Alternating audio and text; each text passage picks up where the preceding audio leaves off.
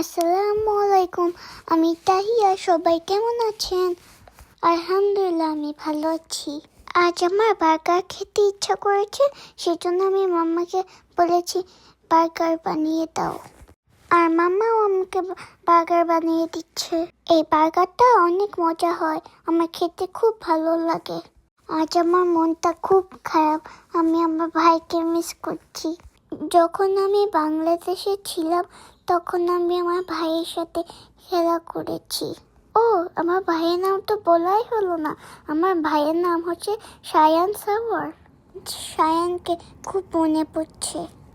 এখন তো বাংলাদেশে অনেক রাত, সেজন্য আমি কথা বলতে পারছি না। শায়ান এখানে থাকলে আমি শায়ানের সাথে খুব স্নো দিয়ে খেলতাম।